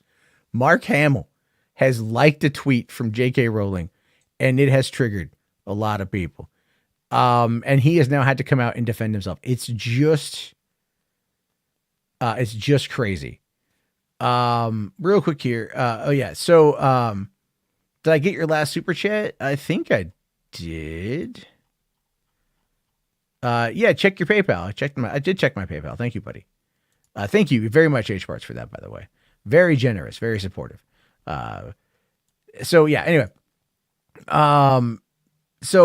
so it's like Mark Hamill, comes out and likes a tweet. It's just, here we are. This is Fandom Wire, which I'm not a fan of the website, but anyway here. So, you guys look through. Mark Hamill joins forces with fucking J.K. Rowling, which is just ridiculous, but okay. So it says the tale began when a broadcaster by the name of India Willoughby took shots at J.K. Rowling. Taking to her Twitter account, Willoughby plainly stated, "I'm more of a woman than J.K. Rowling ever will be." The British author did not like the tweet. She simply replied with words, citation needed. Now, I mean, that's like a clapback, right? It's a clapback on the internet. It's kind of lame. It's a clapback and shit. That's all it is, But again, people just jumped on JK, right? The billionaire author. So as chaos reeked around the tweets, Mark Hamill liked it. And no, it wasn't by accident. As soon as people started noticing the Kingsman actor, just, well, it's true. He was in Kingsman for like 2 minutes. Started trending on Twitter. Within minutes, several Twitter users pointed out that Hamill had also liked J.K. Rowling's previous tweets before, so this was clearly not an accident. This is the thing. Celebrities, fire up your burner accounts if you're going to like controversial tweets. Some people took to Twitter. Some tried to clear the mess for their favorite actor, while others stated that the actor needs to be explained the chaos that he may or not may have caused accidentally. This is the whole thing. All right. Like, yeah, I know, not that guy. I know. But it's just, again, where we are. So you got people talking about this here, like, I regret to inform you that the like police have discovered that Mark Hamill liked a funny tweet. People are just like going after this stuff. This is defending, even Ian Miles Chung. Mark Hamill is about to get canceled. People are coming out. I saw this pop up, believe it or not, the other day in, We Got This Covered. It popped up and I didn't know what to make of it at first. I was like, okay, whatever. So, a lot of people giving him shit, a lot of stuff going on with this thing, right? Well, Mark Hamill decided, earlier today to respond to that. right? Because he quote tweeted the tweet from a couple days ago. And he says, what I liked about this exchange was someone speaking their truth to power. Twitter is unfortunately no place for nuance. It's imperative, and I make this abundantly clear, I support human rights for everyone, regardless of their gender identity, period. So that's a lot of what it is. It's just, he was like, look, this is what I support. People speaking truth, their truth to power. And I get what he's trying to say there. But again, this isn't good enough. This is the biggest problem. This isn't good enough. All right. Like, this person here, Lindsay Boylan, I don't know who she is. Mom, whistleblower, urban planner, plus progressive, says, am I the only one who thinks this is not a great response? Speaking truth to power is so important, but I don't think that's what J.K. Rowling is doing. I think she's engaging in a toxic dialogue that she herself began. She is not powerless. She is not without resources and context. But the thing is, though, it's like he was kind of saying, speaking their truth to power. It seems like he's responding more to India Willoughby rather than J.K. Rowling in this particular case. Like, that's my take on it, at least, but it's just like, there are people here that are agreeing with it, disagreeing with it. It's just a mess. It's just a mess. And this is the thing, man, fucking Hogwarts Legacy just needs to hurry up and come the fuck out. All right. Like Hogwarts Legacy just really, really needs to come out. Fandom Minneselzer says he blocked me on my old account for responding to him with a Linus meme. I mean, sometimes memes just, they piss off the right people. What can I say? McLeod says, from what I saw, he was overwhelmingly supportive from his response, especially from the trans community. We'll have to wait and see. I mean, I don't think they want to like hate Luke Skywalker. You know what I mean? And I don't think again, this whole situation has gotten so fucking hyperbolic and out of control. Even an article popped up today. This actually popped up just this evening over on Deadline, which I thought was crazy. Dave Chappelle talks about the backlash over anti-trans remarks. Now, this is what's going on because he's talking about it. The trans debate is just a crazy thing. It's like, look, I don't know where you guys stand on it. My stance on it is, if that's what you identify as, that's what you identify as. Like, I mean, that's your experience. That's your experience. Like, I don't have that experience, you do you and shit. That's it. That's how I view it. Like, it's just, it doesn't impact my life at all. So, your other super chat was about Waco. I see that one. Let's see. Yeah, I didn't see that one, H Barts. I know you did the Waco one last night. I did talk about that one last night, but I didn't see that. So I'm sorry, man. I'll take a look at it again. I'll try to find it. I don't see it in my starred list here, but I'll take a look at the other stuff. But anyway, it's like, this is a big fucking deal. This whole thing is a huge fucking deal. So Chappelle is saying here, in a weird way, they had the intention of, he's talking about like the response and stuff, right? Talking about, he says, trans people and their surrogates always say that my jokes are somehow going to be the root cause of some impending violence that they feel like is inevitable for my jokes. But I got to tell you, as abrasive as they were, the way they were protesting, throwing eggs at people, throwing barricades, cussing and screaming, none of my fans beat him up. And then he's talking about the cancellation from the First Avenue show. And he says he was upset and mad at the statement they released for canceling a show. He says, I was upset. I wasn't mad that they canceled the show. I was mad at the statement they released. Like, you're sorry for booking me? What's there to be sorry about? Is the position I was taking. I'm not even mad that they take issue with my work. Good, fine, who cares? What I take issue with is the idea that because they don't like it, I'm not allowed to say it. He goes on to say here, they want to be feared. If you say this, then we will punish you. We'll come to First Avenue and fuck your show up, and we'll come to Varsity Theater and fuck your show up. And they just don't get to do that. Now this is where I think a lot of the conversation is going to boil down to, right? And this is where we get into the concept of like, how do I say this? We get into the idea of the Twitter mafia, so to speak, right? Like the Twitter mob and whatever.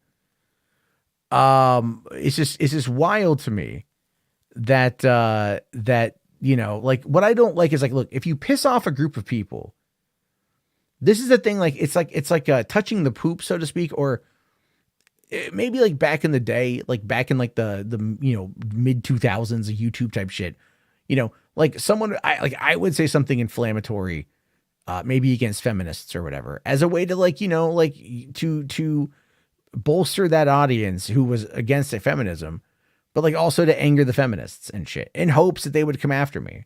Cause you can't make the comments like that and expect there not to be a response. I'm just saying, you can't do it. So it's like, it's just crazy. Yeah, it's nuts, man. It's just nuts.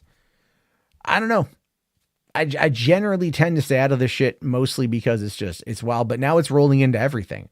Like there really wasn't a lot of news going on. It was like, this was the Mark Hamill thing was pretty fascinating because you just don't fucking know, man. Like you just don't know like how all this shit's going to play out. People get really, really into this stuff. And the thing is though, what you have, in my opinion, in many ways are a lot of predominantly terminally online individuals that have trouble just identifying with one another. McLeod here says trans women are women. The problem is that people can barely perform the bare minimum in order to treat trans people as human fucking beings and rather ostracize and demonize them for simply being different. I don't think it's really the different factor as much anymore, to be fair. I think it's like people, it's the, how do I say this? How I view it with a lot of these guys, a lot of these conservatives at least, right? A lot of them like to push back against authority. And they're being told to think a certain way in their mind. They're being told to speak a certain way in their mind. And they don't like that. And it's not even that I feel that a lot of the people that get mad about this are even like inherently bad. I think it's just like, it's this whole thing where they're like, I don't want you to tell me what I can and can't do. Just like trans people don't want people to tell them what they can and can't do. Right. And so everyone is just feeling like they're being told they can't be who they are in a number of ways. And I'm not saying they're good or bad. I'm not saying good or bad. I mean, just like people are being told you can't do this. And it's like the Streisand effect, right? Or it's just the impetuous teenager effect. If you tell someone, don't touch a burning stove, a lot of dumb motherfuckers are going to be like, well, I mean, how hot can it be? Ah, fuck. Like that's what happens. And so that's what a lot of this is.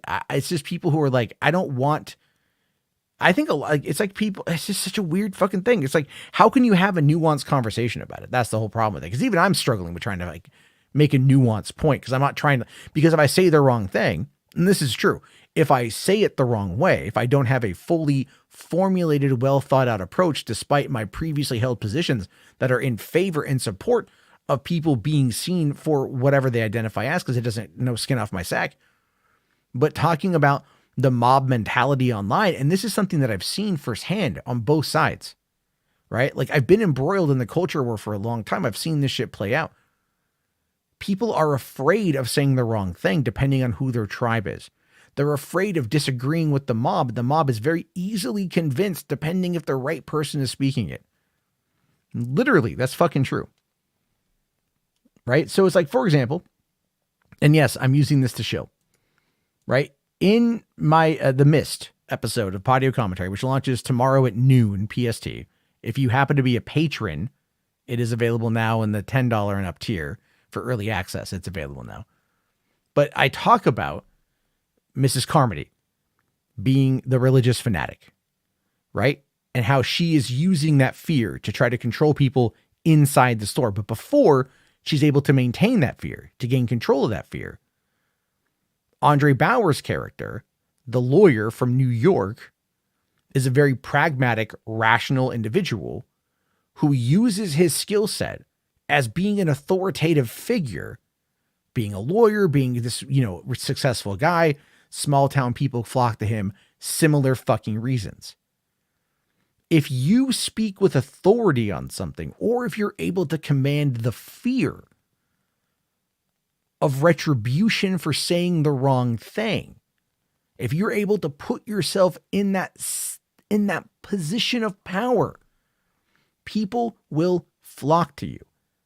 And that's a lot of what the mist is for those situations. And that's a lot of where we find ourselves in these situations. And I'm just saying, it's like, that's a lot of what goes on. Command here for 2. Thank you, buddy. Says, I enjoy the passion and chaos of both sides. I mean, like, it gets annoying. It gets old.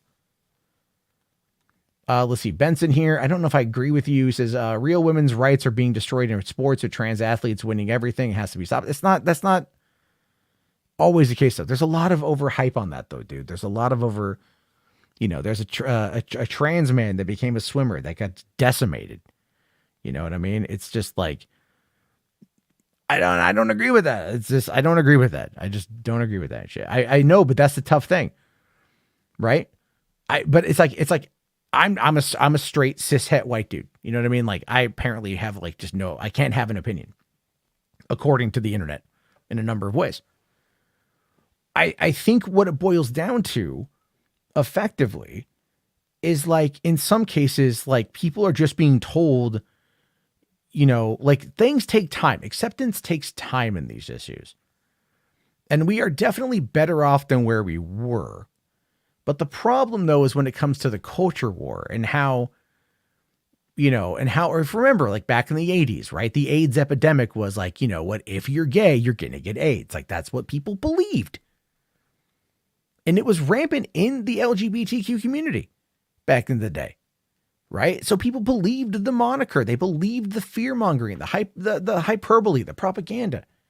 Go back to a couple of years ago, the whole trans bathroom debate, and then you had you get a couple cases of some weird motherfuckers that kind of, do stupid shit in a bathroom. And then that ends up taking over the conversation and to where it becomes part of the culture war, like in Virginia over like using a bathroom. Pardon. It's a lot. People will eventually get there over time, but I think people out there, their voices get amplified through social media. It gets amplified through the media when those voices do well. And then if there's any kind of disagreement or pushback, a person is called a bigot or a racist or a sexist. And I would argue in a lot of those instances, the answer to that is very true. Now, I use the term bigot and prejudice quite often, but I use it towards people who frequently attack minorities and women and things like that, because that's who they are. Not the average person who doesn't fucking understand why they're getting angry, but somebody is telling them that they should be angry. And that kind of fear mongering and fear porn happens on both sides of the aisle. And one of the most exhausting goddamn fucking things, like when I was, an anti-SJW and shit, and I would call this crap out, like I saw this on the left all the fucking time, but I also saw it on the right, but my bread and butter was calling it out on the left, but it happened on the right too. Like there are certain things that happen in media, is tragic events. I mentioned Trayvon Martin earlier, Mike Brown. There's certain things that happen when those situations that were reported by the media were believed by the general populace that were not true. That were just simply not true because they were reported so often. People just believed that they were accurate. So then how do you combat that? How do you combat that as anything, I don't know. I'm losing viewers and shit. It is what it is. So let's see. Benson here says a female MMA boxer was hospitalized after being forced to fight a trans opponent. In the UK, a male rapist just decided that he is trans, so he'll be put into a women's prison. Disgraceful. I mean, what do you say to that? If somebody tells you that they are something, I don't know, man. We're just people with opinions and it's just, how do you find a way? How do you find a way to deal with that shit? Now, McLeod here says the problem is that one side is guns, militias, and has committed so many heinous acts of both domestic and stochastic. How do you pronounce that word? Terrorism. No, you're not wrong in regards to like the domestic side of it. All right. I'm not, and I don't disagree with you, But it's also like, what about cancel mobs are a big fucking thing. Cancel culture is more of a leftist issue than it is a right-wing issue. And what about social terrorism? You could almost argue to some extent. People digging up old tweets when times were different and using it as an attack claim. You know what I mean? Like, you can argue it at any point. It's just, it is what it is. It's crazy. All it tells me is we need to invest more in mental health. Like, that's it. That's where we have to do it. This shit is all mental health stuff, right? I mean, hatred, bigotry, racism, this shit's learned, dude. This learned traits. It's shit that's taught to kids from their parents, who learned it from their parents, who learned it from their parents, who learned it from their parents. It's a very much generational trauma, but people out there don't ever want to fucking deal with it. Cancel culture doesn't murder people. Who's to say? But it destroys lives. You know what I mean? It just still destroys fucking lives, dude. That's the other part of that. It destroys lives. Sometimes with good reason, sometimes without. You know what I mean? It's like we have to really start taking a step back on a lot of this shit and asking ourselves, getting mad about it, is it really worth it? But then you go and you look at people like the Geeks and Gamers, Nerdrotic, all those guys who get mad over the shit, the triflest shit. And then they make these bolsterous claims that get echoed and repeated and talked about constantly. It's just fucking stupid. You had soapbox time. Yeah, you're leaving. Good. Go. I don't fucking care. And people, we're talking about an issue that affects society here. And that is echoed in entertainment coverage, right? Because politics is downstream from culture is really what it boils down to. That's kind of the thing here. Am I aware that people are detransitioning at record levels? I have seen people talk about it, and I do believe that eventually that would be the case. I think parents are fucking dumb, dude. I think, like my girlfriend and I talk about this with our kids. Like, if our daughters come to us and say that they feel like they're a boy, and all right, we'll go through the process of whatever that might be. Ask them how they want to dress, how they want to be talked to. But we both agree that we would not engage in any kind of medical procedure until they're of age. And that's because they can make that choice themselves when they're able to have the experience of having gone through puberty and development, everything else. That's our take on it.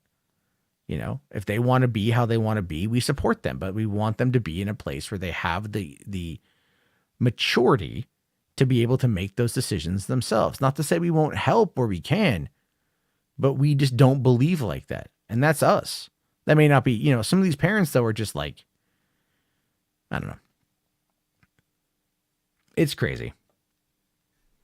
Fourth here says, I just wish people knew to hit the brakes a little bit when such a topic as transitioning is nearly being explored, so we don't look back and reflect how badly we fucked up going 100% on it. I mean, that's I think a lot of that's a parenting issue, to be fair. I think parents, I think parents are largely afraid of being seen as bad. As being, I think a lot of it's a social issue. I do. I think a lot of it's a social issue. I think parents are, I think some parents do it because it's trendy. I do. I think some parents do that to their kids because it's trendy. I do. I've seen enough shit online to fucking say that some people do it. Not everybody, obviously, but some parents. And I hate that shit. It's like when fucking, I don't know. Anyway, we're getting really fucking into this shit. Trans is backed up by science. I'm not saying that it's not. I'm just saying, let them fucking, when they get to that point, all I'm saying is just when they get to that fucking point, I want them to make the decision themselves when they are of age. When did this whole take your kid to drag shows thing start? I feel like it's a new thing. It is a new thing, I think. I don't. I mean, like, it's like I don't view drag as being like sexual. I don't view drag like burlesque is sexual. Okay, a drag show I don't view as being sexual. Now, would I take my kid to it? No, I wouldn't, because I just like my daughter doesn't understand. My daughters don't understand what they're looking at. They might think it's people in make believe. I don't know. They watch Blippi. They love the fuck out of Blippi. Grown ass man wearing fucking yellow, orange suspenders and a weird ass fucking cap and shit, talking about excavators.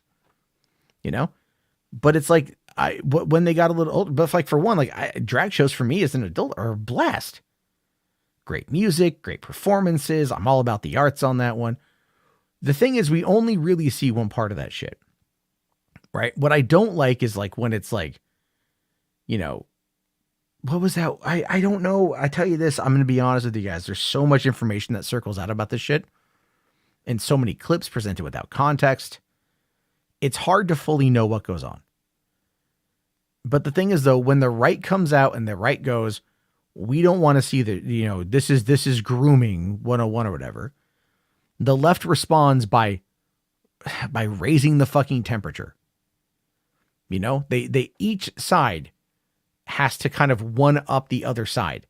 They just keep raising the fucking temperature, and that's what all of these culture war events are like. Each side has to raise the temperature, because when they get to and then it reaches a boiling point, sometimes things simmer down, sometimes things don't. But it's like no one ever stops for a second and asks themselves, just because they could doesn't mean that they should. That quote from Jurassic Park fucking plays in. Just because you can do something doesn't mean you should do something. Just to smite the other side because of how divisive our politics are. That to me is the craziest fucking shit. And that's why it's getting fucking, that's the shit out there that's making this worse. Anyway, I'm just saying, look, if you are trans, I support you. Okay. I want that to be abundantly fucking clear. If you're gay, I support you. If you're lesbian, I support you. All right. If you're straight, I support you. All right. I just want you to be healthy and happy and safe. And I want you to feel comfortable in your own body and doing your own thing. Right. And just don't hurt yourself and don't hurt anybody else. That's it. And I just think that's the best fucking way to go about it. Some of the coolest motherfuckers I've ever met are fucking, are gay. Right. And if it would have been like what I was like when I was a teenager living in Oregon, where that shit was fucking really not looked at positively, I would have completely never met some of the cooler people that I did, because I was exposed to those people in a way that I never would have been otherwise had I not been in those, not moved to California and shit. I think it's really about just listening, understanding, and exposure. Right. That's a lot of what it is.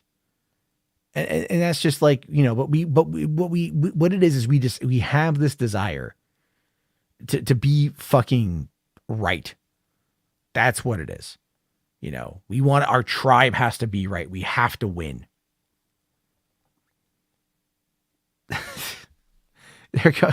Matt supports you unless you're homeless. No, I support you if you're homeless. I feel for you, dog. But no, my library seat is my library seat.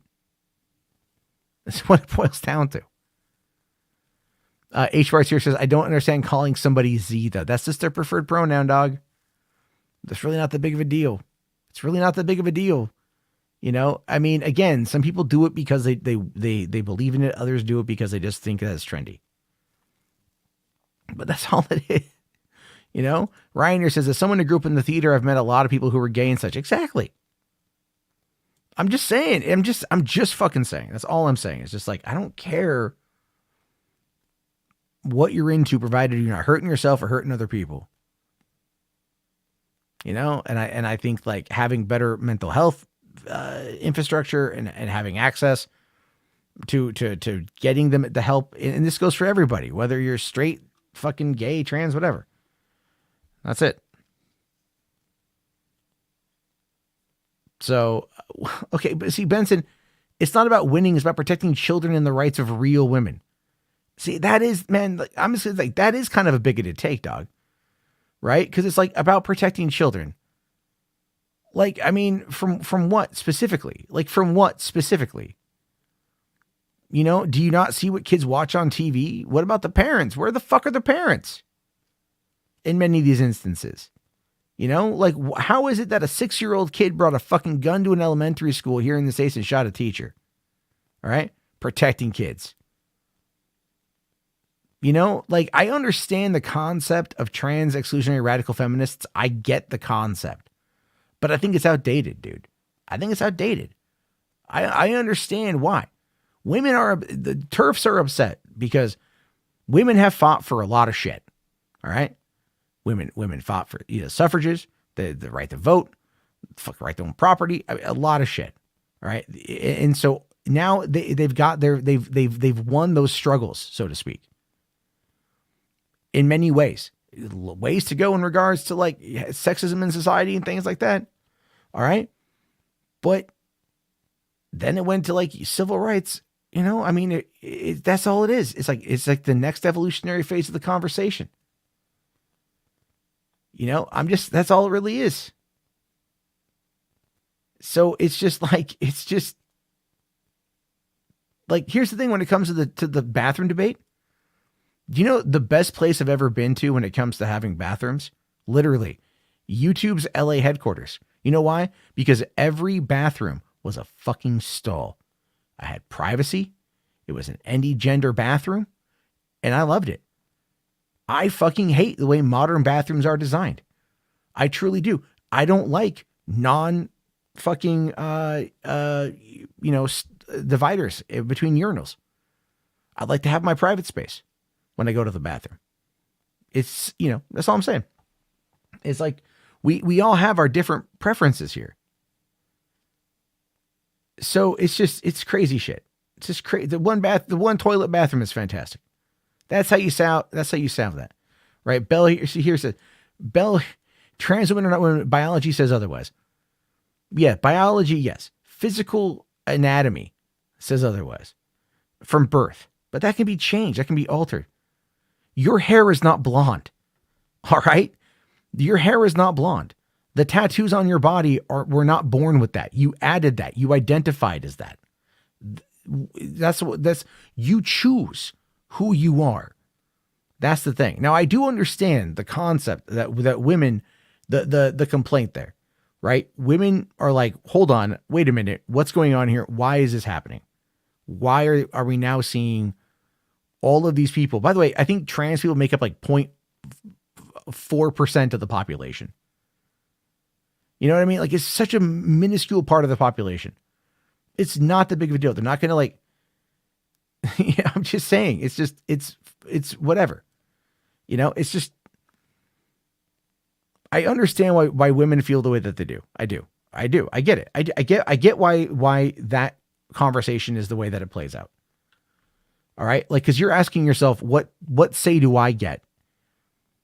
That's what it is. You're asking yourself, what say do I get in this? Like, I'm now being told I have to accept somebody that I don't agree with, that's wanting to be seen as equal as me, that didn't have my lived experience. I mean, you can kind of take that, if you boil it down, if you strip it down to brass tacks and you apply it to maybe, I don't know, this like the 60s and the civil rights movement, there's a little bit of overlap there. Right? Remove the particulars, hold on to the core concept, and you go, oh yeah, maybe there's a little bit of something there. That's all it is. It's just all it is. I understand that, like, I get it. All right, I get it. It's just a weird conversation. It's just a weird conversation to have. I mean, like, I don't know. It's just a person who you don't know is asking that you treat them with mutual respect. Right. But I think the problem, though, again, the bigger problem here is that you've got a media, right? You've got a media that very much like has to jump on this shit as soon as it hits. Right. Like, remember when Caitlyn Jenner came out and then ESPN voted her Woman of the Year. Like, that was a controversial statement, You know, that was a controversial thing. People got really mad about that because it just seems like it's taking away from something in many instances. That's what people like about this. So I'm not. What happened? Did Bell get timed out? Is that what happened here? Like, if you are a mod, don't mod. No, Ryan. Just no. I know Bell. Bell has a Bell. No, don't silence anyone. They can have disagreements. That's kind of the whole point. Just keep I don't want, this isn't Syl stream. Okay. I do have to go to bed, but I'm just saying, it's okay. It's okay. I understand. It's a tough conversation to have because what we're also looking at here is just different aspects of society, different cultures and how they view it. And the way that societal norms, religious norms, ideological norms, things like that.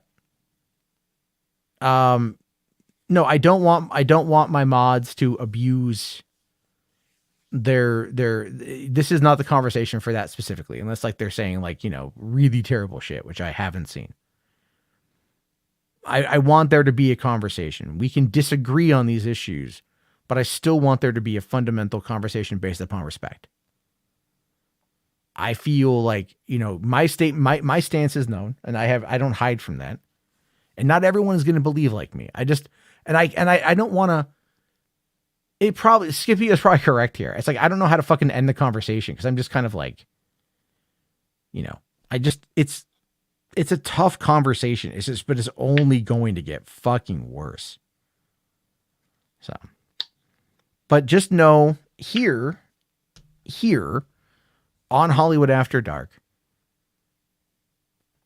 you guys I want everyone to be welcome.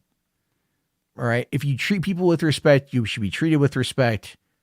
Whatever opinions you might have outside of this space, you know what? Like, we can find a way to discuss them amicably.